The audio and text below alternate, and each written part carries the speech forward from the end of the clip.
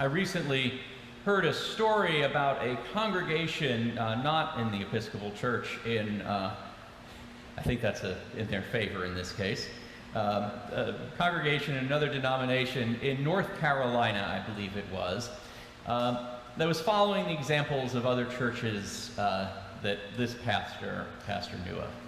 And what the pastor did was he got a group of parishioners who would go out into the community to see the good things that were happening.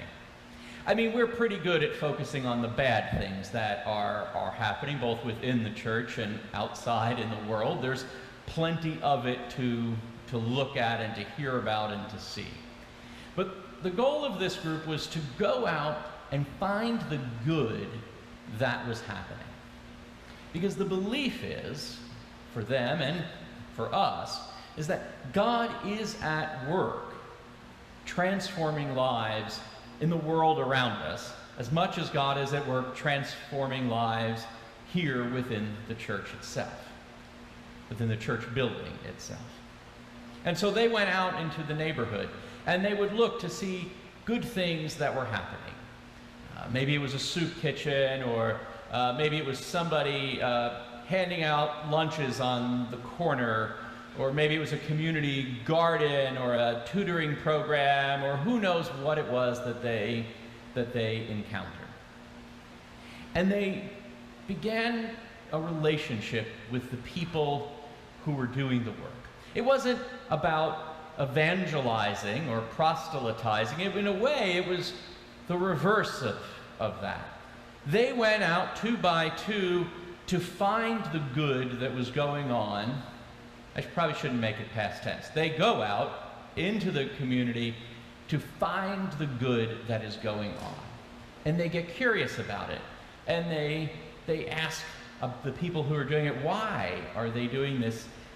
And for some people, it's a sense of community service. It's a sense of giving back to the community, doing good. It comes from a sense of people of goodwill doing good for others. In other cases, it comes out of a deep, abiding sense of their faith propelling them into the world to do good. And some of these people turn out to be Christians, too, whose faith propels them to do good. It's like the reverse of the mustard seed, or our interpretation of the mustard seed often. We get this parable of the mustard seed, and we often like to think about it as simply this seed that's planted in us by our ancestors before us. The faith of our fathers, as we will sing in our offertory hymn, the faith of our ancestors handed down from generation to generation. And that, I think, is true. A word of hope, a word of love, a word of joy can sit in us and lie fallow for some time, and then new life, a new creation, as Paul says, can burst forth. But what this congregation doing by going out 2 by 2 and looking for the good, it's sort of flipping this parable on its head. The idea is not so much that the seed is planted in us and that we are doing good, or we are planting the seed of faith in someone else.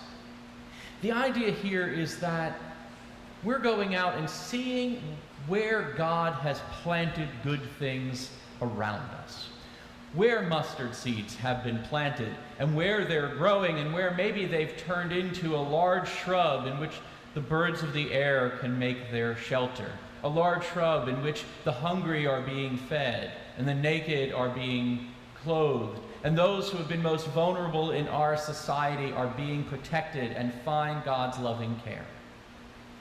Maybe they put those words to it, and maybe they don't.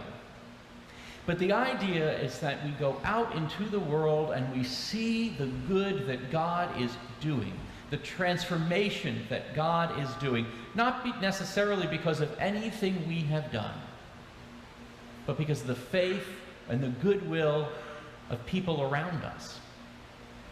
that God has planted a seed in somebody's heart, a seed of hope, a seed of love, a seed of joy, a seed of mercy, and that is blossoming all around us. We'll hear from Salva in just a few moments about the work of Water for South Sudan. New life, new creation is given in South Sudan, and we will hear that witness in just a moment. But we know this is happening in our communities. It is so easy to focus on the negative. It is so easy to focus on the bad and on the hateful.